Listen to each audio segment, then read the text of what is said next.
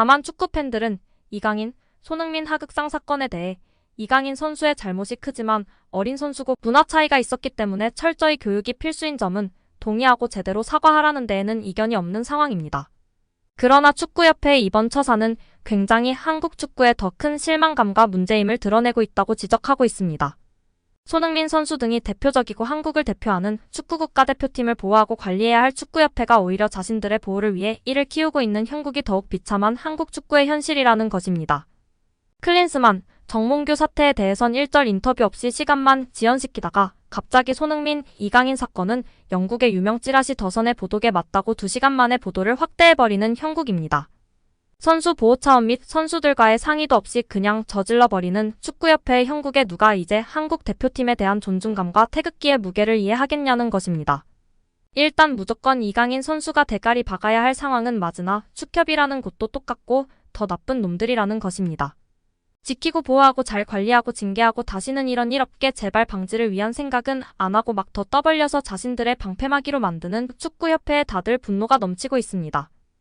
프랑스 리그앙 낭트와 경기를 하루 앞두고 17일 열린 기자회견에서 이강인이 돌아왔는데 현재 그는 어떤 상황인가라고 한 기자가 묻자 엘리케 감독은 이강인은 작은 위궤양 통증으로 지난 경기에 결장했지만 이젠 뛸 수 있다. 100% 상태라고 말했습니다. 이어 이강인은 특별한 이슈 없이 아시안컵에서 뛰었고 높은 수준 경기력을 펼쳤다며 다음 경기에 뛸 수 있다고 덧붙였습니다. 이강인은 이번 대회에서 팀이 치른 모든 경기에 선발 출전했고 호주와 경기에서 연장 후반 종료 1분을 남기고 교체된 것을 제외하면 모든 경기를 풀타임으로 소화했습니다. 바레인과 조별리그 1차전에서 2골을 터뜨렸고 말레이시아와 조별리그 3차전에선 1골 1도움으로 활약했습니다. 이강인이 넣은 3골은 손흥민과 함께 한국 대표팀 중 가장 많은 기록입니다. 또 축구 통계업체 풋몹에 따르면 이강인은 기회 창출과 결정적 기회 창출이 전체 1위를 차지했습니다. 4강에서 대회가 끝났기 때문에 결승전에 진출한 카타르와 요르단 선수들에 비해 한 경기를 덜 치르고도 거둔 성과입니다. 이러한 활약으로 이강인은 주최 측이 지난 12일 공식 SNS 계정을 통해 발표한 이번 대회 베스트 11에 포함됐습니다. 이강인은 3-4-3 포메이션에서 오른쪽 미드필더로 이름을 올렸습니다. 한국 선수로는 유일한 베스트 11 선정입니다. 그래서였을까요? 선을 자주 넘는 장난꾸러기인 줄만 알았는데 선배에게 대드는 하극상을 선보이고 말았습니다. 현재 이강인은 하극상 논란에 시달리고 있죠. 영국 더선은 요르단과 4강전 하루 전날 이강인이 주장 손흥민의 지시를 따르지 않았고 언쟁이 몸싸움으로 번져 손흥민의 손가락 부상을 당했다고 최초 보도했고 대한축구협회가 이를 인정하며 기름을 부었습니다. 이른바 탁구 게이트는 한국 축구계를 발칵 뒤집어 놓았습니다. 위르겐 클린스만 감독은 경질되기 전 아시안컵을 되돌아보는 대한축구협회 전력강화위원회에서 손흥민과 이강인 때문에 경기력이 좋지 않았다고 한 것으로 알려졌습니다. 정몽규 대한축구협회장에 이어 이강인도 SNS를 통해 사과했지만 분노한 여론은 쉽게 사그라들지 않고 있습니다.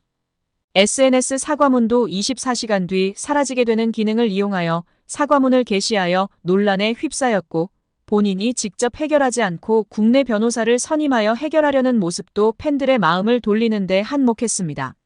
한 매체로부터 이강인이 손흥민의 얼굴에 주먹을 날렸다는 보도가 나온 가운데 법률사무소 서운 김가람 변호사는 이강인 선수는 자신의 잘못을 깊이 뉘우치고 반성하고 있습니다.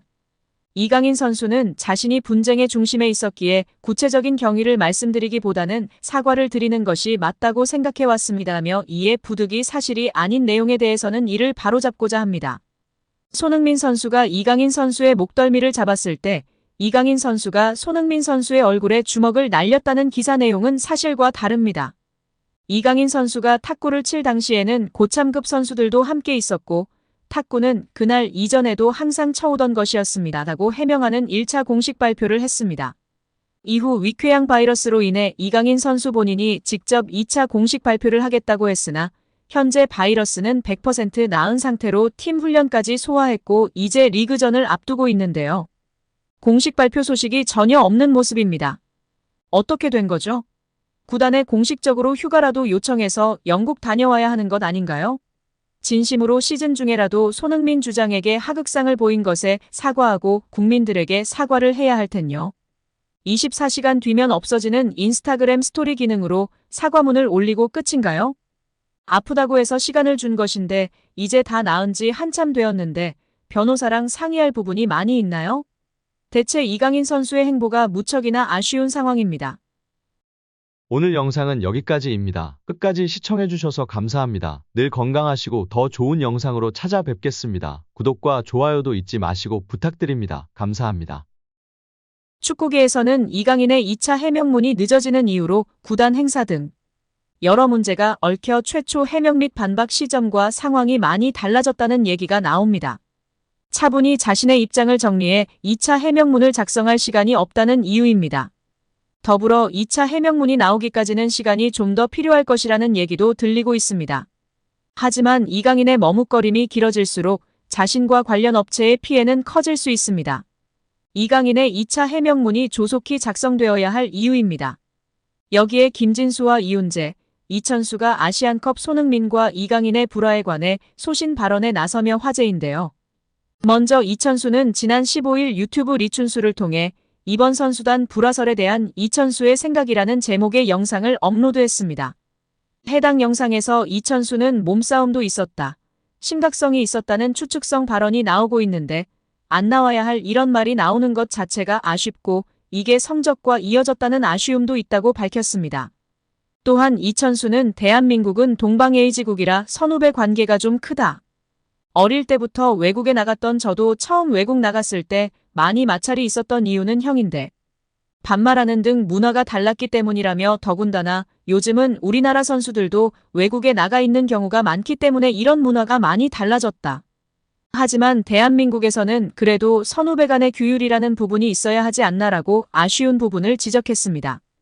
이어 지난 16일 유튜브 지지 스튜디오에는 김진수가 출연해 카타르 아시안컵 한국 축구 대표팀의 불화설에 관해 입을 열며 화제입니다.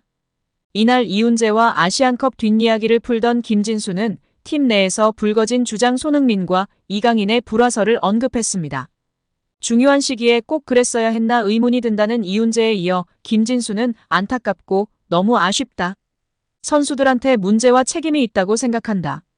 어쨌든 결과로 보여져야 했던 건데 그렇지 못했다며 다른 일 불화에 대해서는 언급하는 게 조금 그렇지만 저도 고참의 일원이었으니까 책임감을 많이 느끼고 있다. 다시 생각하면 그 시간들이 너무 아쉽다고 말했습니다. 그리고 이날 촬영 도중 국가대표 전력강화위원회 회의에서 클린스만 감독이 아시안컵 준결승 패배 원인을 손흥민과 이강인의 충돌 탓으로 돌렸다는 소식이 전해지기도 했습니다. 이에 김진수는 믿기지 않는 듯 예? 라고 반응하며 무거운 표정으로 크게 한숨을 내쉬었고 이훈재는 겁나 비겁한 거다. 그러면 클린스만 너는 위약금 받지 말고 나가면 된다며 선수들은 우승을 위해 열심히 노력했는데 끝나고 난 뒤 이런 식으로 감독이 이야기한다면 그 감독을 누가 믿고 가겠냐. 클린스만 감독의 인성은 거기까지인 것 같다고 지적하기도 했습니다.